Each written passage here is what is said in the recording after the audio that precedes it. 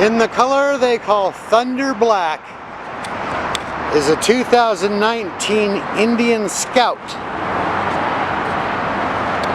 Do not be fooled by the diminutive size of this motorcycle.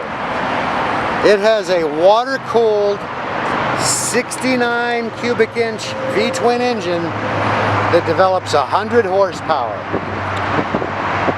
It's a lot of power for a bike in this weight class.